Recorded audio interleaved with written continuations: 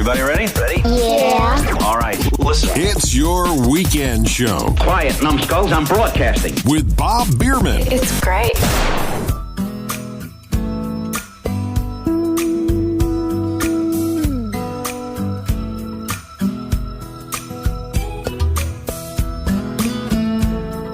And welcome to another edition of Your Weekend Show. I am your host, Bob Biermann. So glad you're taking time from your personal busy schedule to spend it with me. Hard to believe this is now the third weekend in the month of April. This month is going to be gone before you know it. This whole year seems to have flown by so quickly.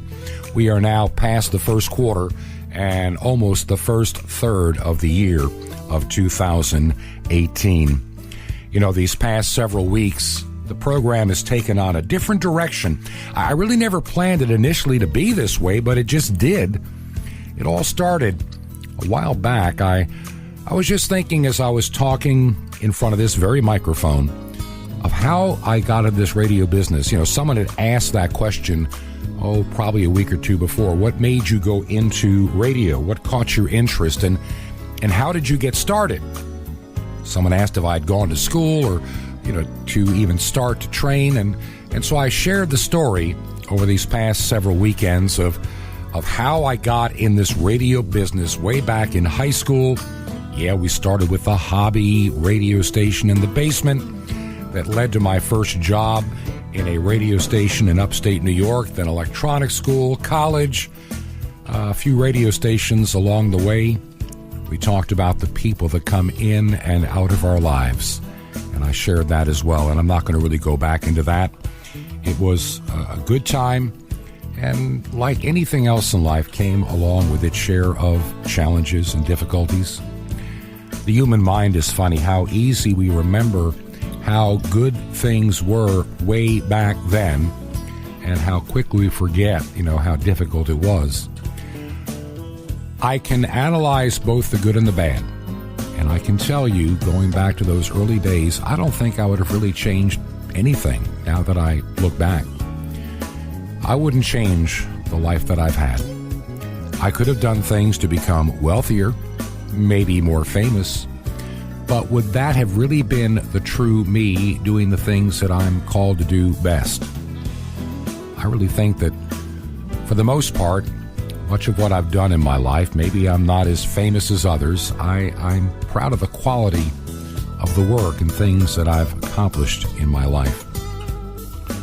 Some of us have people that say there are things you can never accomplish, and you almost make it a mission to prove them wrong. I know that I did on a few occasions in my life, and I'm glad that I did. It made me learn more and work harder and become smarter in the process.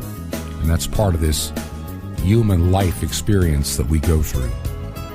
Even those couple of years with the little basement radio station covering a small little town in upstate New York on the FM dial, I learned a lot. I learned it the hard way by having to do it, trial and error, mistakes, failures, things that didn't work as planned, and having to rework and go back to the drawing board. That too is a part of the life experience. I think many of our young people today expect instant careers, instant income, and instant gratification. They seem to think they can get it on YouTube, they can get it on Facebook. They just expect to have instant everything when they start out their lives. Too many of them don't understand the process where you start with little or nothing, and you work and you save and you accumulate and you set goals, and you advance yourself and your family one step at a time. And today we have people going to college. And I'm going to get back to sharing the story of how I got in this business and kind of finish up a chapter that I think is important. But I want to stop and just share this thought. When I started out many years ago, like I say, I started out with that little radio station and, the hobby station, and then to a real radio station with a paycheck, then on to an electronics school. When I left to go to that school, I just had a few of my personal possessions in life. The important stuff for a guy at that age. I was 17. So my little rusty car, a 1967 Opel Kadett with a 4 in the floor and holes in the floorboards where if you didn't have a piece of cardboard and it's raining or snowing or sleeting, it was coming up in the car. That was my first vehicle. No radio, no air conditioning, no luxuries at all. But it got me from point A to point B. And in the back of that car and in its trunk, I had my clothing and my stereo system. And in that car, a lot of high hopes as I left my small town in upstate New York to begin school. And where I was living at was by no means anything like the home I left. Now, we lived in a fairly modest, regular house in the little village of Newark, New York, south of Lake Ontario, not far from Rochester, nowhere near New York City. This is up in the western part of New York State.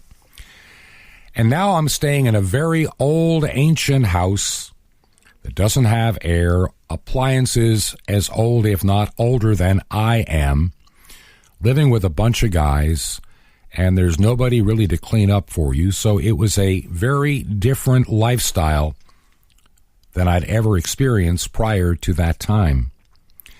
But it was a good thing because I was able to survive and feed myself, keep gas in the car, work a job, go to school. I didn't expect to have a mansion or a big paycheck starting out.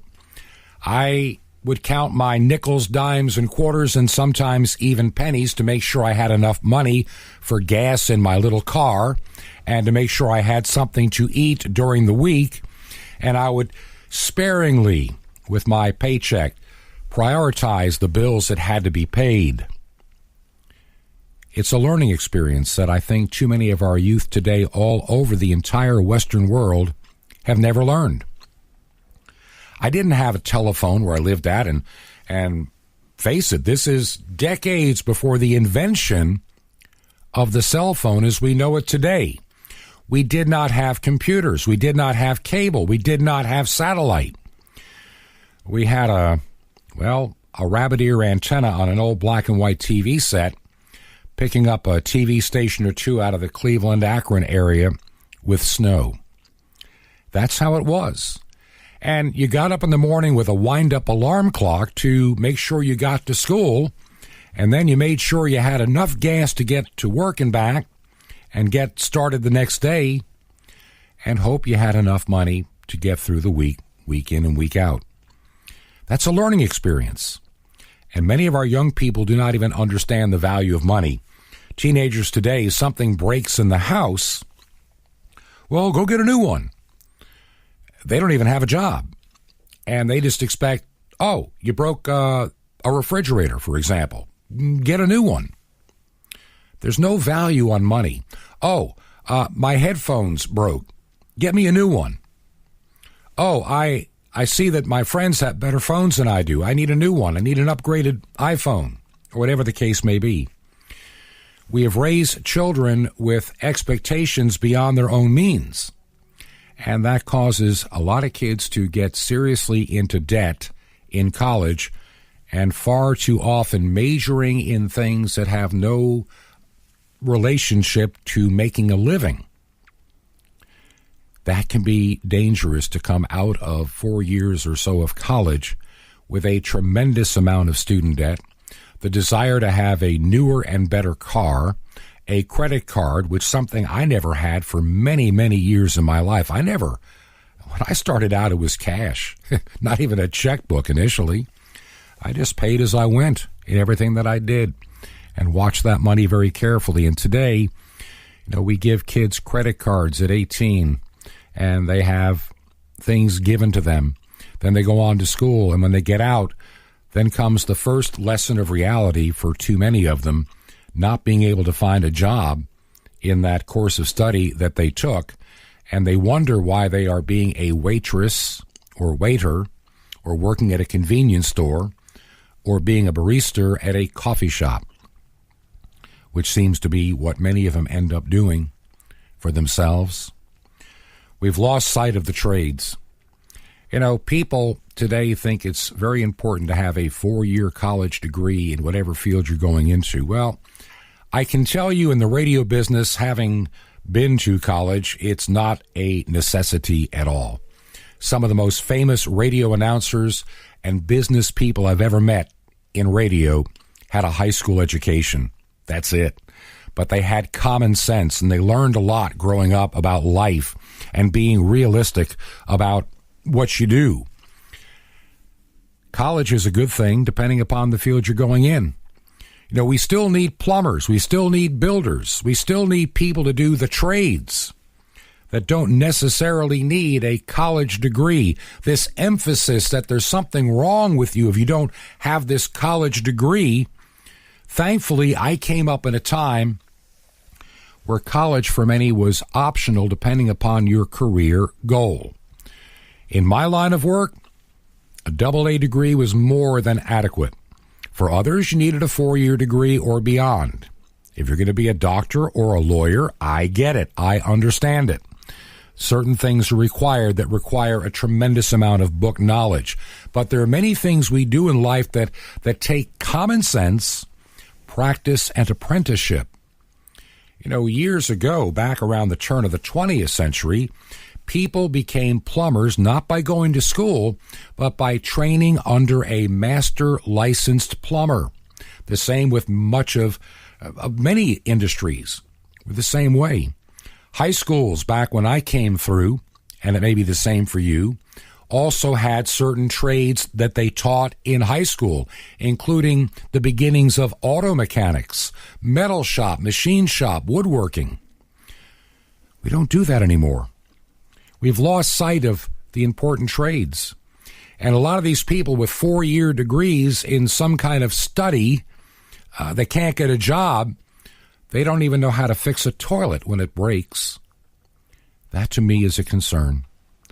Well, I've done enough ranting and raving for the beginning of the program today because, once again, we're going to be going down memory lane, so to speak. I've been talking about what it was like starting out when I finished high school and began to work. And I've told you the story from the hobby radio station to the first one, to school, then college, and then by chance, I say by providence, I ended up in a small town in northeast Georgia. And I got married in 1975. I was young. Married a gal that was about 12 and a half years older than I was, though, as I said before, she certainly never looked it. It was a challenge to walk into that life, and also through a couple of career adjustments, not changes, just adjustments in the broadcast industry over the next, 6-7 years. I started out, I continued as a radio announcer at the radio stations in Toccoa, Georgia. There was an AM and an FM that I worked for. And, the top 40 rock and roll kind of kid that I was then, I enjoyed my time on the FM station.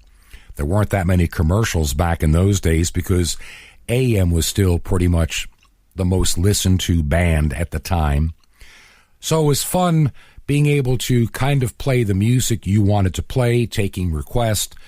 And then I got to work, of course, on the AM side, which was the most listened to radio station in town, playing, of course, country music in a small Georgia town. I learned to like country music along the way. When I was working there, the station owner asked if I would consider making a little change in what I was doing and not spending as much time on the air as a disc jockey, but would I consider becoming the station's next news director, because he had just gotten word that the news director we had at the radio station had turned in his 2-week notice and was going on to a much bigger radio station, I think, near Greenville, South Carolina, or Charlotte, North Carolina. It was in the Carolinas, and it was a much bigger city. And would I be interested in becoming the news director at that radio station? Now, I could read and I could do a plausible job, I guess, and I had studied a bit of journalism in college, so I knew how to write news for radio. I knew how to take notes. I knew how to, use a portable tape recorder to interview people and edit it and, create news stories.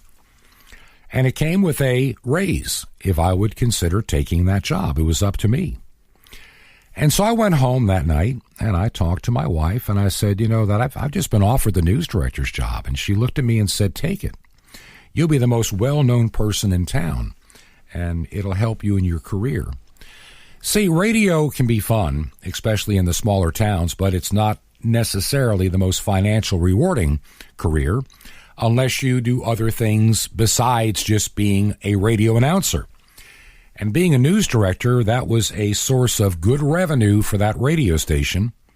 It wasn't just short little newscasts. There were 5 15-minute newscasts per day, plus about 7 or 8 other 5-minute newscasts that had to be done.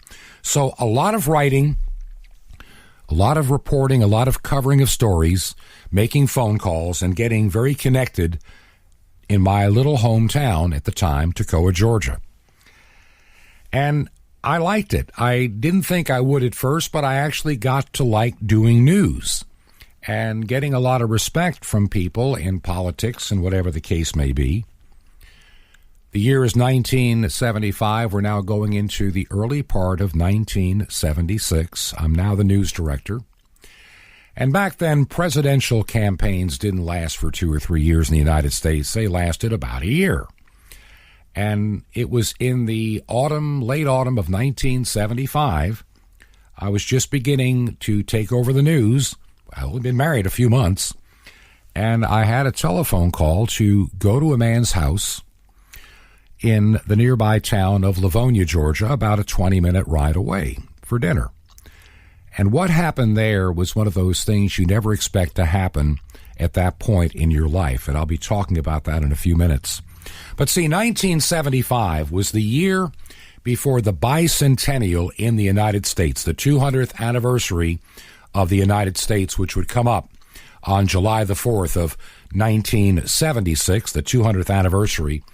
And there were a lot of preparations being made, and everybody was getting into the mindset of the bicentennial. And there was a song out at that time. It actually came out in the latter part of 74. And though it was not necessarily designed to be connected to the bicentennial, I remember how much it became kind of the unofficial anthem of the 200th anniversary of the United States. We've been playing a lot of memory songs here on your weekend show these past few weeks, and this one comes to mind from that very time with Elton John and Philadelphia Freedom. I used to be a rolling stone, you know. If the course was right, I'd leave to find an answer on the road. I used to be a heart beating for someone, but the times have changed. The less I say, the more my work gets done. 'Cause I live and breathe this Philadelphia freedom.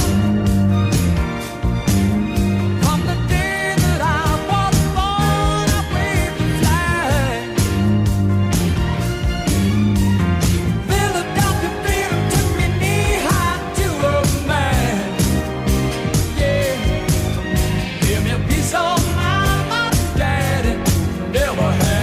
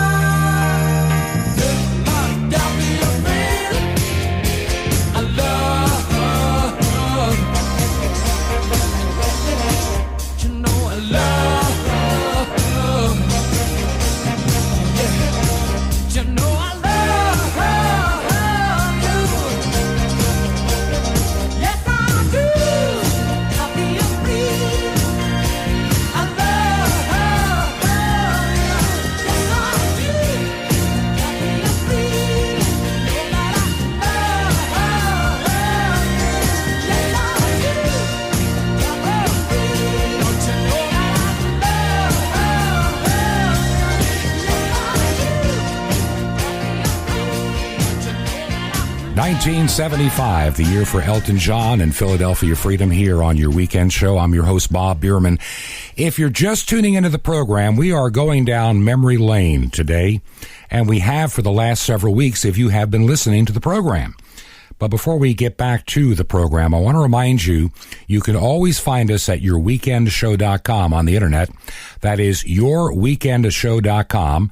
I would love for you to go there if you can and let me know you listen. You can send an email to me from the website or directly. You can use bob@yourweekendshow.com. That's bob@yourweekendshow.com. And we also maintain a Facebook presence.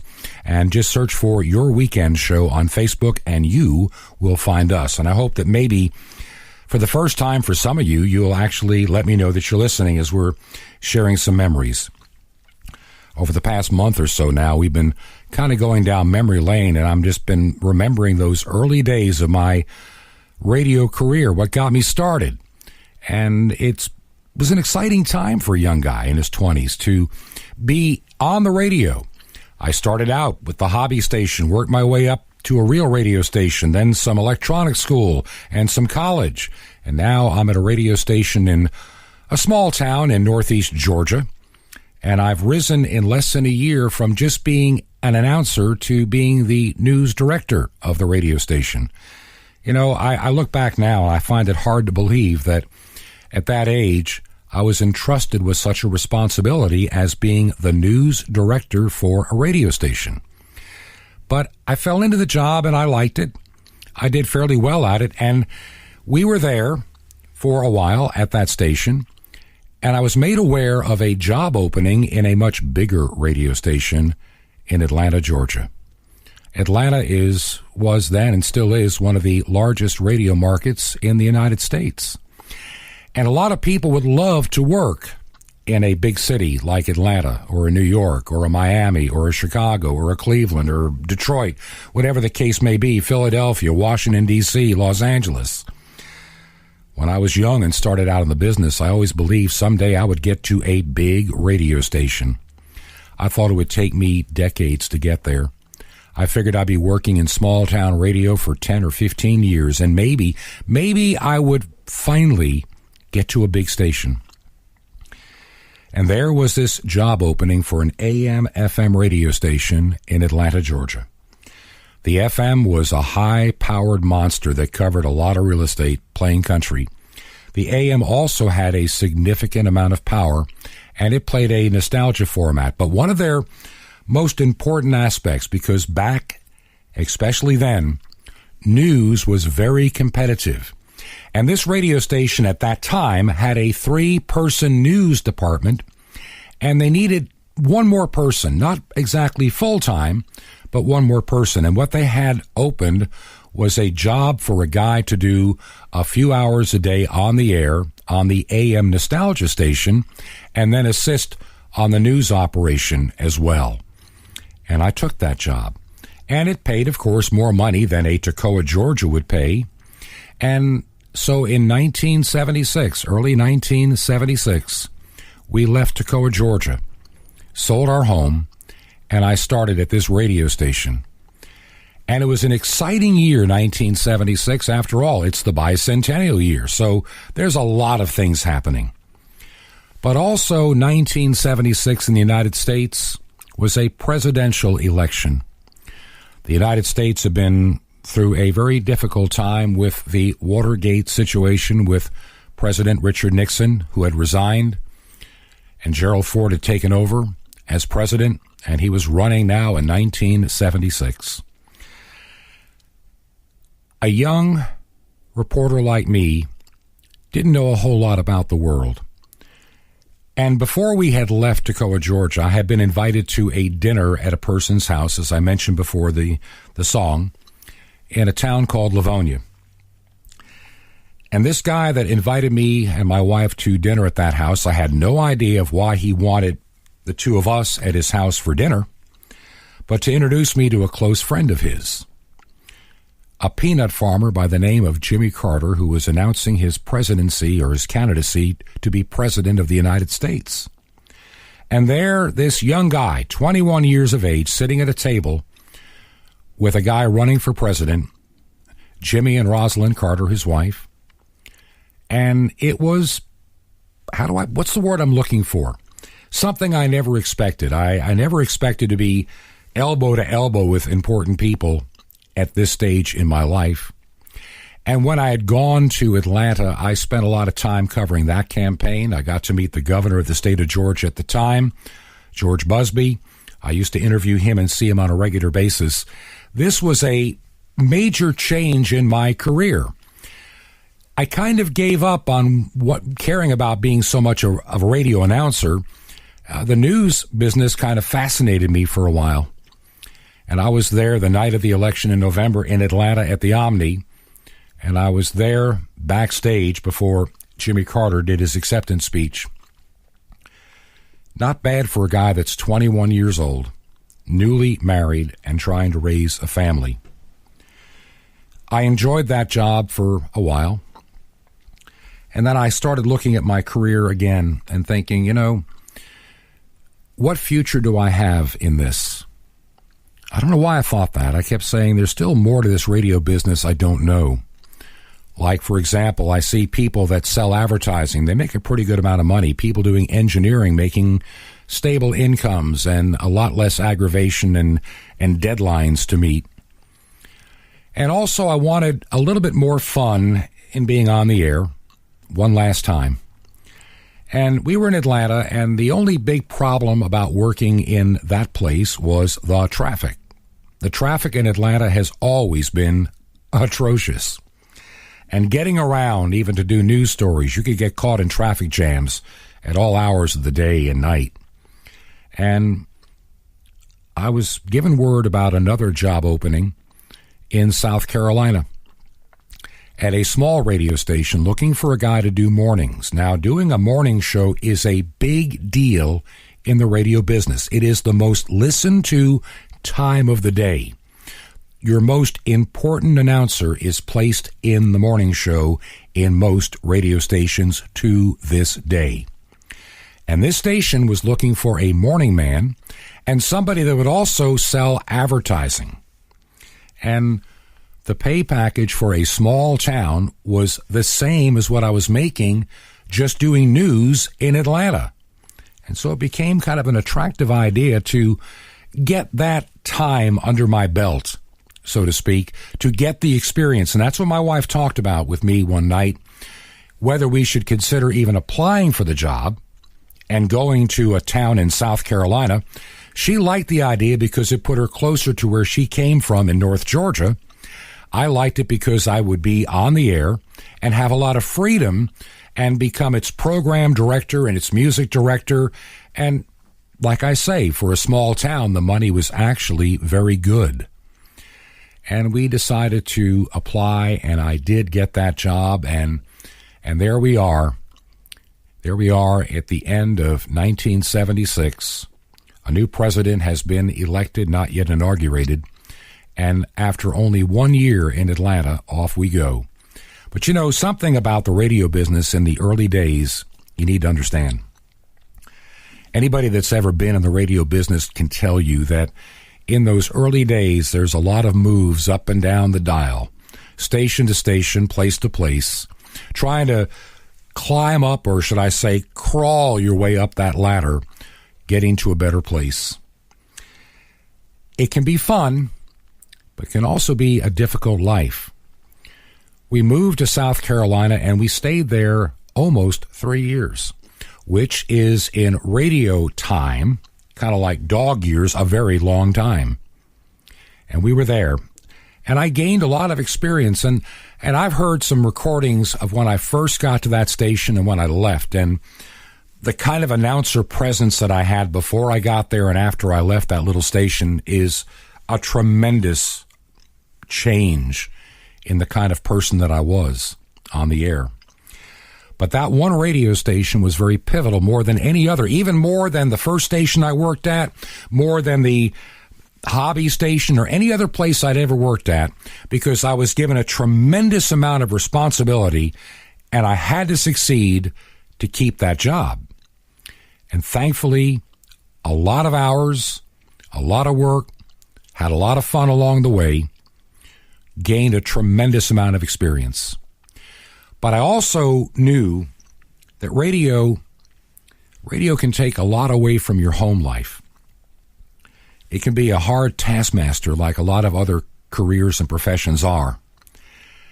And I wanted more normal time with family.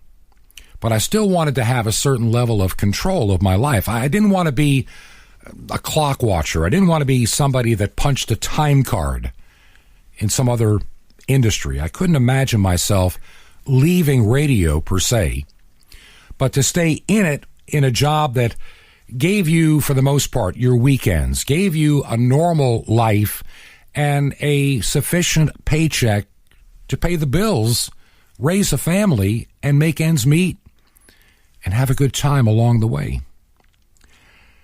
And we made the decision about 3 years into our journey in this station in South Carolina, where I'm a top-40 disc jockey. Had a ball there. I will tell you, I can't begin to tell you how much fun I had during those 3 years. But after 3 years of what became 10 and 11 and 12-hour days and lots of weekends doing live broadcast and remotes, it started to get a little bit old. It almost, but didn't. It could have put some strain on our marriage had that continued for too many years, as I look back now. My wife and I were both enjoying the ride, so to speak, but it was beginning to take a toll. I found myself having to go to bed early at night because I was getting up very early in the morning, and it gets old after a while. And so we made the decision to consider the engineering side, which I had thought about for years. I had already been working toward getting my FCC license, and we thought about it and talked about it for several months. And I said, I need to get some apprenticeship work under my belt. I need to get some experience and work my way into the engineering side because I can see some stability there. I'm getting tired of playing 45 RPM records. It was fun. It was fun to be like that TV show that ran in America, WKRP in Cincinnati, when you're that disc jockey going up and down the dial. But you don't want to end up like Harry Chapin's song WOLD, a burnt-out top-40 disc jockey in his mid-40s. And that's what I was beginning to look at as I'm getting closer to the age of 30, thinking, do I really want to be doing this when I'm 30 or 40? Can I continue to do this when I'm 30 and 40? And so the decision was made to head toward the engineering side of the industry. And we left for a while upstate New York for, I guess it was about 9 months, doing some apprenticeship work. And then I finished up with some schooling back down south and ended up as a chief engineer back in Atlanta, Georgia. And it was a great job for quite a long time. Radio can be fun, and those years when I became a chief engineer of a top-rated FM were some of the happiest times that I can remember because I still was in the business, got a little bit of on-air time occasionally, and had a decent income and living to take care of my family at a time that it was so important. I did not know then how important making that change, leaving, being on the air. There's a saying we have in the radio business, I hung up my headphones. When I made that decision to hang up my headphones for a while, how important that decision was and how it would be instrumental in my survival and being able to be a working and productive person 10 or 15 years later. I never would have guessed the changes that would come in the radio business. Yeah, I enjoyed my time on the radio. I enjoyed being that disc jockey, that person people heard on the air. I enjoyed the time I was reading newscasts of importance for the day, knowing that thousands upon thousands of people heard my voice each and every day when I did that part of my life. Even as a morning man in a small market, going into places where people would recognize your voice or know who you were, it was a lot of fun. But in anything in life, some good things eventually have to come to an end, and we make some changes along the way. And making that transition that I did at that time, I have no regrets at all, because had I not, 10 or 15 years later, trying to get into the engineering side then would have been so much harder if I could have ever done it at all. And I would have been out of the business entirely, most likely, had I not done that, because the role of the radio announcer was beginning to diminish, as we didn't know that we were less than a decade away from the beginnings of computer automation coming into radio stations by the early 1990s. My time as a chief engineer was well spent. Then I went to work for a transmitter manufacturer, and if I didn't have that background now, I wouldn't be doing the work I do in engineering at WRMI. I do some part-time engineering work, a couple of days a week, when I'm down in Florida. And it's because of what I learned back in those days I could never learn today, or in the last 10 or 15 years. It would never have happened. I look back, and let me say this, and I want you to hear this, and this is so important. There are a lot of decisions we make in our life that affect our entire life path, and we don't realize how significant of a change they make. Everything, so many things in our life we take for granted, are the stepping stones and the guidepost to take us from point A to point B. I will tell you, and here's some advice from somebody that's been there. Sometimes you have to take this combination of common sense and follow your heart, and find out at what point do those two items meet. Let me say that again. It's a combination of common sense. Make sure you have the facts in hand. And then follow your heart and find out where those 2 points meet. If you do, you will find that place you belong. Did I miss that time of being a disc jockey after I went to the engineering side? To a degree. But over the years, less and less. But I still love the business. And the work that I did in those years in engineering opened up new doors that would have never have been open had I not had all the background of being on air, having been in sales and management. Had I not done all those things combined with the engineering, it never would have gotten me to a certain point by the latter part of the 1980s. And had I never been there, I would have been ill prepared for what was going to happen in the 1990s. Call it providence, call it divine intervention. I call it divine intervention. Of how, if we are willing to be led and listen to that little voice inside, great things can happen. They certainly can. Had I not done the things that I had done before, I never would have gotten to the point that I am today in the things that I'm doing now. I think overall, the majority, the bulk of my life has been a very happy and well-lived life. Though, just like you and anybody else, we've had our share of tragedies, our share of sorrows, challenges. It's also a part of the equation of life. It's what you do with those things. So there it was, I got to that point in life that I hung up the headphones and moved on to engineering and stopped being that pilot of the airwaves. Pilot of the airwaves, here is my request. You don't have to play it, but I hope you'll do your best. I've been listening to your show on the radio, and you seem like a friend to me. All the records of your choice, I don't mind. I'd be happy just to hear your voice saying this is for the girl who didn't sign her name. Yes, she needs a dedication just the same.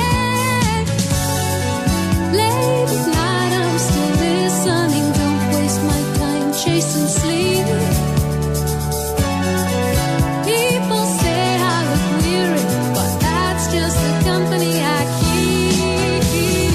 Ooh, you make the nighttime race. Ooh, I don't need to see your face. You're sounding good.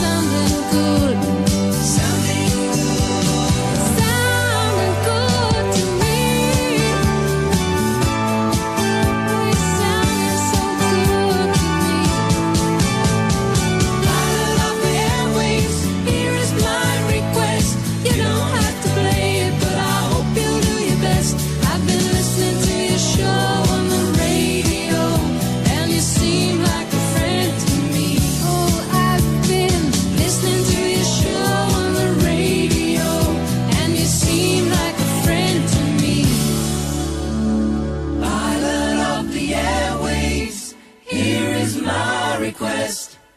You don't have to play it, but I hope you'll do your best. I've been listening to your show on the radio, and you seem like a friend to me. Pilot of the airways, Charlie Dorr here on your weekend show with your host, Bob Biermann. So glad you're with us.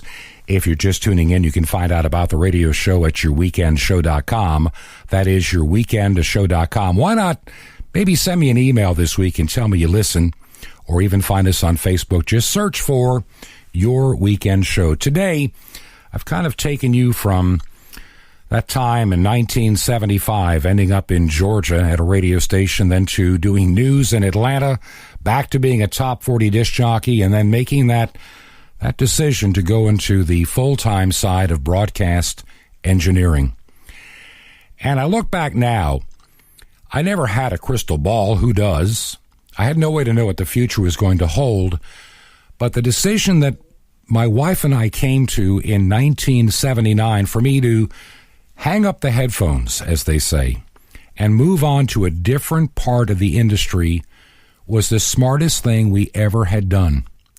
Now, granted, all the experience of working in a radio station, being on the air, doing news, even learning how to sell advertising, all these parts of the radio business became a fundamental part of who I am. And I would rely on those skills in the years to come. But the engineering side took on a life of its own in ways that I never did anticipate. I may not even get to that part of the story today and how it led me to a totally different place in life another 10 years after that. I remember what it was like that last day as a top 40 radio announcer. You know, a lot of times in radio stations, when a person decides to leave a station, especially in bigger markets, they never get a farewell radio show. They don't want somebody to say something they probably shouldn't say when they leave. A lot of stations will suddenly just pull you off the air before your air shift is over. So they don't have anything like that on the air. But where I was at that station in South Carolina, I had a final last radio show in 1979. It was getting on the fall of 1979. That year soon coming to an end. And before long, it would be 1980. And I remember coming into that station early that morning. And I'll tell you, it was fun, those, at that point, 3 years that I had been there, just about 3 years. I had gone from being a clean-cut guy that was known to wear a jacket and tie, especially in my news days and in some other work that I did. Being a top 40 radio station, I was in blue jeans, T-shirts, grew long hair, and had a beard of all things. But it was part of, I guess, the act, for no better way to describe it. And I remember coming to the end of that air shift. It was getting on 9 o'clock in the morning. I was only on the air from 6 till 9. And it was a Friday, and I had been announcing that this would be the last week that I'd be there, that I'm leaving. And I was trying to find the right song to finish with. Oh, I thought about using the Supremes' Someday We'll Be Together and some others that would come to mind. But there was a song that was fairly current in 1979. And as I said my farewells and my last goodbye, I played this song as the last song of me as a top 40 radio disc jockey. England Dan and John Ford Coley.